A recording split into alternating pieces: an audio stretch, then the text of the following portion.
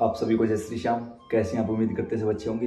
प्रेमियों, आज की वीडियो का टॉपिक है कि कोई भी भगत या साधक जब हम किसी चौकी दरबार पर जाते हैं तो वो कितने दिनों में हमारे घर की गंदी शक्ति को उखाड़कर बाहर फेंक देता है या फेंक सकता है।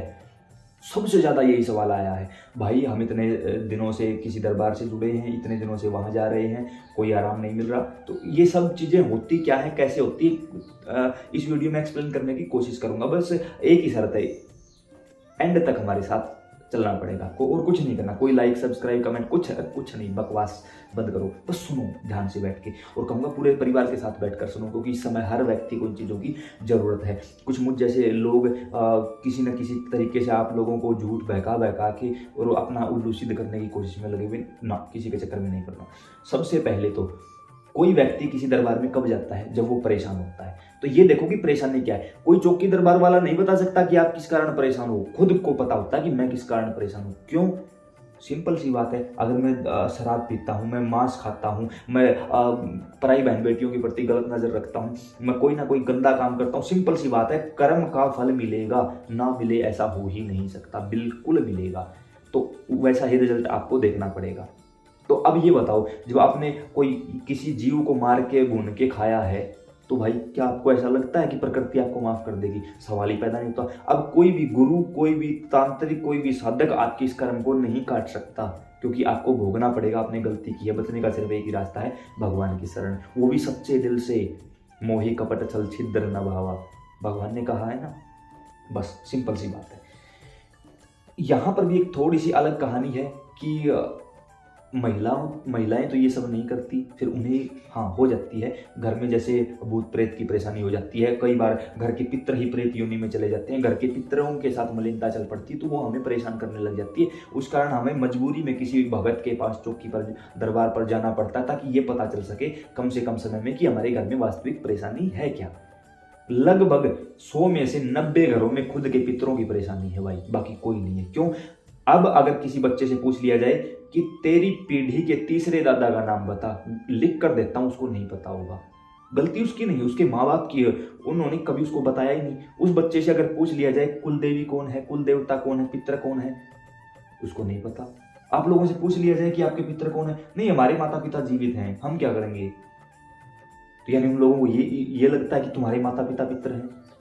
ऐसी मूर्खता भरी बातें। अब ये बकवास कमेंट मत करने लग जाना भाई। पूरी प्लेलिस्ट बनाई है, नीचे डिस्क्रिप्शन में लिंक डाल दिया जाएगा, देख लेना। आप लोग देखना पड़ेगा पूरी प्लेलिस्ट। 80 वीडियो पितरों के ऊपर बनाई है, जो आज तक किसी यूट्यूबर द्वारा नहीं बनाई गई है। तो अगर आप देखोगे तो पितरों से संबंधित हर एक चीज़ का समाधान उसमें मिल जाएगा, लेकिन देखनी पड़ेगी। नहीं देखोगे जा सकते हो, कोई ज़रूरत नहीं है भाई, भटकते रहो चौकियों पर। अब मान के चलो आप किसी चौकी दरबार से जुड़े हो, तो अब आप उसने बताया कि आपके घर में भूत प्रेत है या आपके ही पितर गलत चले हुए हैं, तो वो आपसे कुछ करने को कहेगा। क्या करने को कहेगा? कि आप घर में पूजा पाठ शुरू कर दो। कम से कम आपको वो 41 डेज के परहेज जरूर देगा कि 41 दिनों तक आपको ये पूजा पाठ करनी है, ये नियम लेना है। क्यों कहता हो ये चीज? कारण होता है। अब मान के चलो, पहली बात तो ये बता दूं, मैं कोई चौकी दरबार नहीं लगाता, मैं कोई भगत नहीं हूँ, कोई साधक नहीं हूँ, कोई कुछ नहीं देता, किसी से नहीं मिलता। मैं सिर्फ आप लोगों को समझाने के लिए यूट्यूब तक सीमित हूँ, उससे आगे नहीं हूँ। क्योंकि अगर कुछ ऐसा करने लगूंगा, अभी तक ऐसा नहीं किया है, आगे पता नहीं क्या करवा लेगा, ये इसकी मर्जी है। लेकिन मेरा ये मानना है कि अगर मैं ऐसा करने लगूंगा तो मेरी जो खुद की साधना चल रही है वो साधनाएं छूट जाएंगी, उनके लिए समय नहीं मिल पाएगा। वीडियो बनाने के लिए ही बहुत कम समय मिल पाता है। मान के चलो कोई मेरे पास आया, मैंने उसको बताया तेरे घर में भूत प्रेत है, तो मैं उसको 41 डेज का नियम दूंगा कि 41 दिनों तक आपको ये काम करना होगा। क्यों? कारण है उसके पीछे। जब आप 41 दिनों तक, क्या काम दूंगा? सबसे पहले तो आपको घर में प्याज लहसुन का प्रयोग नहीं होना चाहिए, मांस मदिरा का प्रयोग नहीं होना चाहिए, जमीन पर सोओगे, किसी भी प्रकार से ब्रह्मचर्य खंडित नहीं होना चाहिए, किसी भी प्रकार से कोई गंदी चीज घर में नहीं आनी चाहिए, घर में लड़ाई झगड़ा नहीं करोगे, चुपचाप रहोगे। उसको नियम दिए जाएंगे।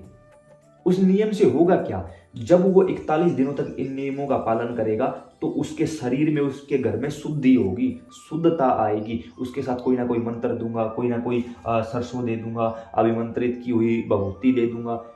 वो भभूति चमत्कार नहीं करेगी, वो सरसों चमत्कार नहीं करेगी। जो 41 दिनों तक आपने अपने घर में और अपने शरीर में शुद्धिकरण बनाया है वो काम करेगा। इन 41 दिनों में भाई किसी की गलत सुनना नहीं है, किसी को गलत बोलना नहीं है, किसी की कोई कटाक्षबाजी नहीं करनी है, कोई भी गलत काम नहीं। तो 41 दिनों तक जब आपका नियम सुधरेगा, बदलेगा, आप बदलोगे, आपका दिमाग बदलेगा, तो अपने आप ही, क्योंकि गंदगी कहाँ रहती है, पढ़ना है तो स्कूल कॉलेज जाना पड़ेगा, अनपढ़ रहना तो कहीं नहीं जाना। उसी प्रकार घर में शुद्धता चाहिए तो खुद पहले अपने शरीर की शुद्धता करनी होगी। और अगर भूत प्रेत चाहिए, कुछ मत करो, चुपचाप रहो। अब अगर ये बाल हैं, ये दाढ़ी है, अगर इनको समय समय पे इनकी कटिंग ना करवाएं, पता नहीं कहाँ चले जाएंगे ये। इसी प्रकार अगर हम अपने शरीर के साथ अपने घर का, अपने देवी देवताओं का ध्यान नहीं रखते तो पता नहीं ये कहाँ से कहाँ चले जाएंगे, अस्थिर हो जाएंगे। सूर्य अगर निकलना बंद कर दे तो, रात होना बंद कर दे तो, हवा चलना बंद कर दे तो, जब वो चीज़ अपने नियम से दाएं बाएं नहीं हो रही तो हमें भी नहीं होना चाहिए। उन 41 दिनों के अंदर ये परहेज दिया जाता है। अब कुछ लोगों का ये सवाल आया कि हमारे यहाँ तो कोई फायदा नहीं हुआ, कोई इलाज नहीं हुआ। मैंने कहा, कुछ मिली थी एक महिला, उन्होंने कहा कि मैं तो पता नहीं कितनी चौकियों पे भटक चुकी हूँ, मेरा कोई इलाज नहीं हुआ। मैंने कहा कितनी चौकियों पर जा चुकी है? उन्होंने कहा पता ही नहीं, 100 200 कितनी जगह। मैंने कहा कितने समय में? उन्होंने कहा कि पिछले 1.5 साल से परेशान। 1.5 साल में कोई भी महिला 200 चौकियों पर जा चुकी है। आप कैलकुलेट करो कितने दिनों में गई होगी वो। आज आप मेरे पास बैठ के गुरुजी, कल दूसरी जगह गुरुजी भाई साहब, पंडित जी, महाराज जी, भगत जी, तीसरे दिन, अरे मेरे भाई ऐसे भटकने से कुछ नहीं होता। अब आप मेरे पास आए हो तो मेरे अंदर इतनी योग्यता नहीं है कि आपकी उस गंदी शक्ति को उखाड़ लूं। मान के चलो उखाड़ भी लिया, रखूंगा कहाँ? हर एक चीज का एक समय, एक नियम होता है। 10वीं पास करने के लिए 10 साल पढ़ना पड़ता है, तब एक छोटा सा सर्टिफिकेट मिलता है। उसी प्रकार अगर किसी गंदगी को घर से उठाना है, देवताओं का प्रवेश करवाना है, तो उसके लिए उस टाइम के अकॉर्डिंग जाना पड़ेगा। 90 दिनों के परहेज क्यों दिए जाते हैं? क्योंकि 1 महीने, 1.5 महीने या ज्यादा से ज्यादा 2 महीने के अंदर आपके घर की नेगेटिविटी को दूर कर दिया जाता है। घर के जो पितर गलत चले हुए हैं उनको सही कर दिया जाता है, और जो बाहर की गंदी शक्ति है उसको हटाया जाता है।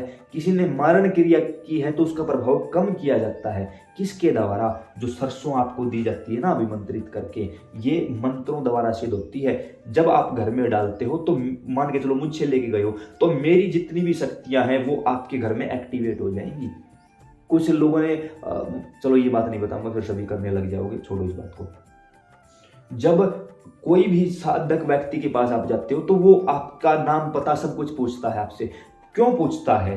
ताकि वो अपनी शक्ति को आपके घर भेज सके। अपनी शक्ति को आपके घर भेज के आपका पूरा कवच लगा दिया जाता है पूरे घर का, ताकि कोई भी गंदी शक्ति अंदर है तो वो बाहर हो जाए, बाहर है तो वो अंदर ना आने पाए। कवच लगा दिया जाता है।